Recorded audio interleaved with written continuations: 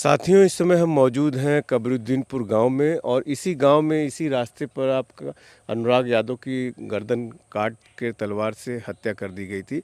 और मेरे पीछे आप देख रहे हैं इस वीडियो में, इस मकान को आप तमाम वीडियो जो यूट्यूब पे पढ़े हैं, समाचारों में पढ़े हैं, आप इस मकान को देख रहे होंगे और भली बात पहचान रहे होंगे। ये हत्यारों का घर है जो कि ये बंजर ज़मीन पे बना है। और इसमें ताज़ा अपडेट ये है कि ये जो ज़मीन है अभी मिलजुमला नंबर जो लोग जानते होंगे उसमें था, लेकिन सूत्रों के हवाले से आप बताएं कि यह जो ज़मीन है मिलजुमला और जिसमें कि आबादी और बंजर का जो है नंबर अलग नहीं था, अब इसे सूत्र बता रहे हैं कि इसे अलग कर लिया गया है।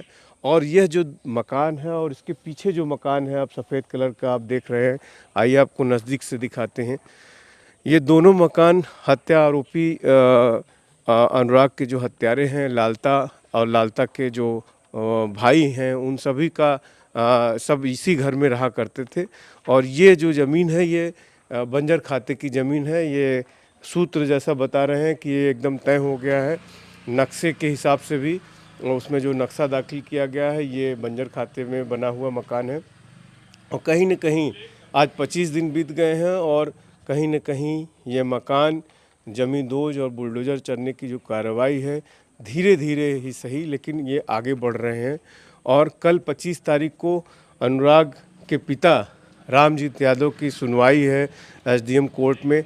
और आप देख सकते हैं कि यहाँ पे प्रशासन, हम लोग पहले के वीडियो में आपको दिखाए थे, पहले भी यहाँ नोटिस लगा चुका है।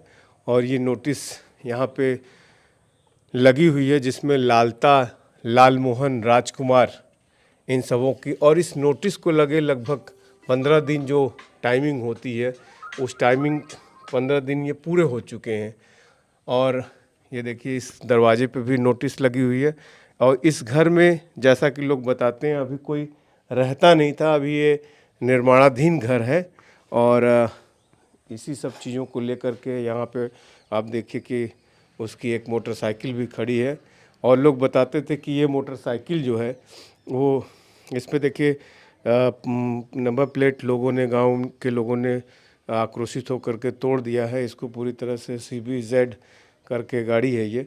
और ये आप देखिए कि नंबर प्लेट पे भी पुलिस का, चूँकि इसका लड़का पुलिस में दरोगा था, तो ये आप देख सकते हैं कि ये नंबर प्लेट पे पुलिस का लोगो बना हुआ था।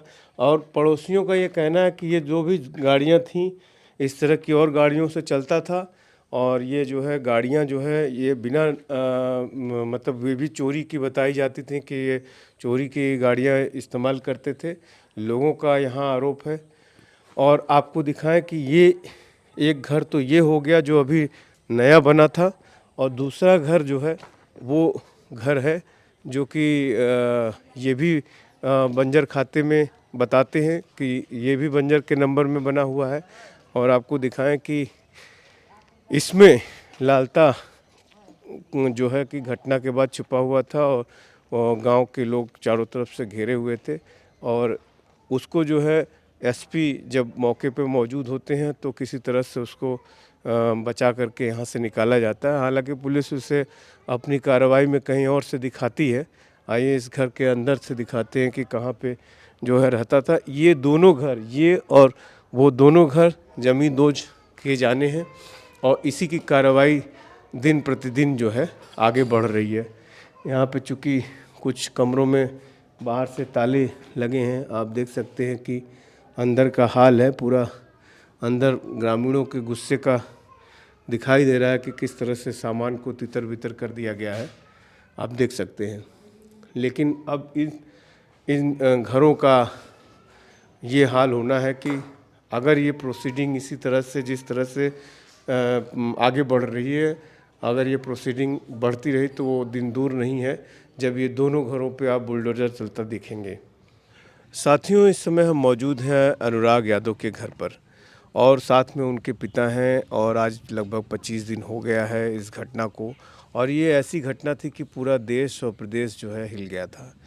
और कल इनकी सुनवाई है जौनपुर एसडीएम सदर कोर्ट में। और सुनवाई ये है कि इनका जो पीछे जो हत्या आरोपियों का मकान जिसमें बना है वो बंजर खाते की ज़मीन में बना है। और कहीं न कहीं उसी को लेकर के उसमें सुनवाई है। और क्या कुछ इसमें अब तक का अपडेट रहा है, आइए कुछ बात करते हैं। कल चूँकि इनकी डेट है इस सुनवाई में, तो क्या कुछ कहना है आपका? जी, ये सुनने में आ रहा है, कल डेट है तो उस पे सुनवाई होगी। सुनने में आ रहा है कि ये मिला-जुला नंबर था, उसको क्लियर कर लिया गया है और जल्द ही इस पे कार्रवाई होनी चाहिए। आज 25 दिन हो गया है और जहाँ की देखा जाता है कि प्रशासन जो है इस तरह के जो सरकारी भूमि पर अतिक्रमण हो जाता है उसको बड़ी जल्दी ही डिमोलिश कर लेता था।